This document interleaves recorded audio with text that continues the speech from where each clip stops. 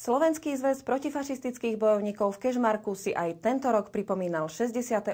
výročie víťazstva nad fašizmom.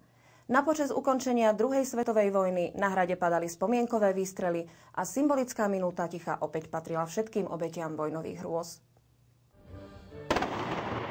Kapitulácia nemeckých vojsk do rúk západných spojencov bola pôvodne podpísaná 7. mája 1945 v Remeši. Zatiaľ najrozsiahlejší ozbrojený konflikt zničil celé mestá a spôsobil nevyčísliteľné škody a straty na životoch. Nádvorie hradu v Kežmarku bolo preto aj tento rok miestom, kde mohutné výstrely patrili práve vojnovým obetiam. Najlepšie, keď človek prežije, vtedy má najlepšiu skúsenosť. To vždycky platí, ale neznamená, že musím všetko prežiť, aby som sa z toho nevedel poučiť.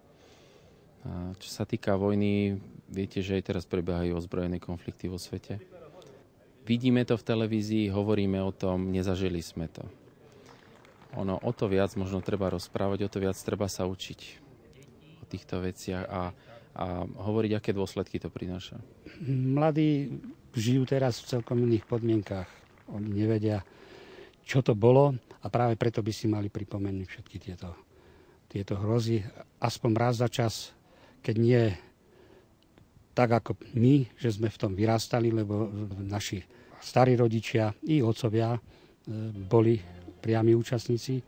Takže sprostredkovanie aspoň od nás, alebo z literatúry a filmov, aby si pripomínali túto. 68. výročia dňa oslobodenia sa okrem zástupcov mesta, zväzu vojakov, žiakov a pedagógov zúčastnili dokonca aj turisti zo susedných Čiech. Šli jsme semka se podívat na hrad a když jsem viděl, že tady vlastně je památka na oběti, které byly popraveny během slovenského národního povstání, tak přišel jsem se podívat vlastně i na ten náhrobek a na to pietní místo tady. Ta situace jako není vůbec nějak mírová, jak se říká, jakože pořád je ohrožení pokaždé z jiné strany, z jiného světadílu, ale pořád tady to ohrožení je. Hrozba nového svetového konfliktu je v súčasnosti čoraz viac aktuálna. Situácia nielen na Blízkom východe svedčí o vojenskej agresii a mocenských snahách práve z západných krajín.